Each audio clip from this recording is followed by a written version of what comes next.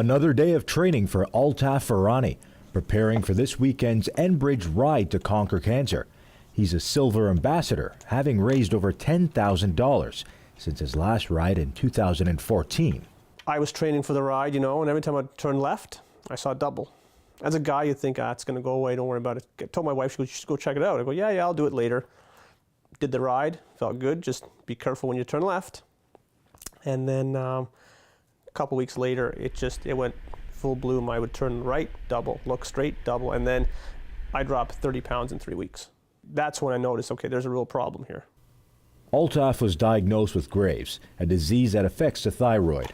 One of the many symptoms is inflammation behind the eyes. I had Graves' disease in the left eye, then Graves' disease kicked in the right eye with excessive force. Like I was like 90% blind in the right eye.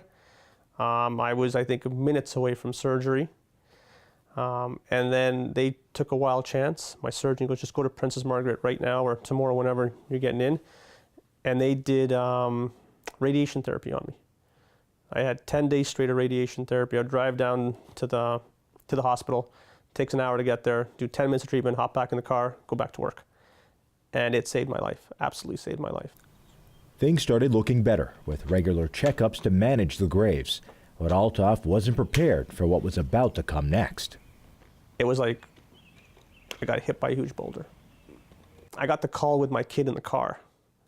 My family doctor called me, and having someone tell you got cancer, I can only say it was very unnerving.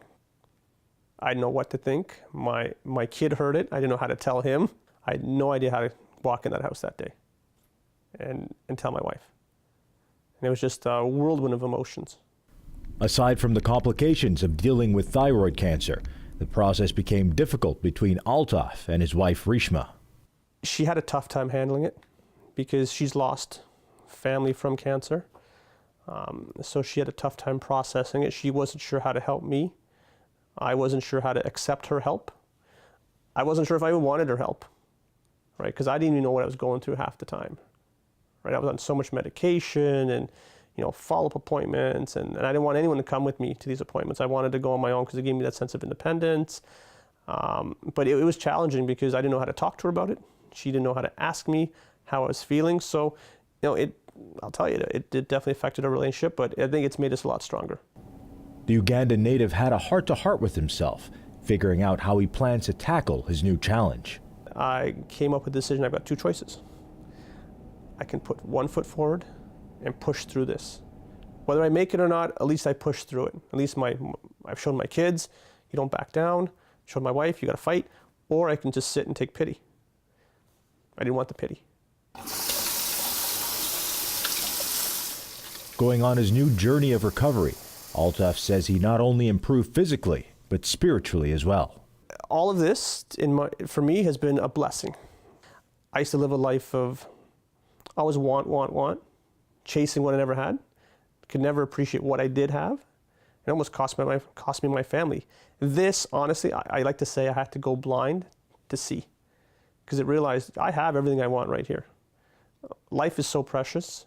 You got to accept it. You got to accept what you have. Altaf hopes other people fighting a disease can learn from his journey to focus on the process rather than the result.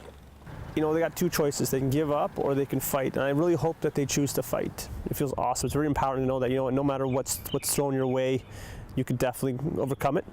You got to find a plan, right? And even though that plan may not work out at the end, but as long as you execute it as the best you can, I think just the journey itself is empowering. It's not really about the end result anymore, it's about the journey, and this journey's been great. Reporting from Milton, for Halton Insider, I'm Hayden Narine.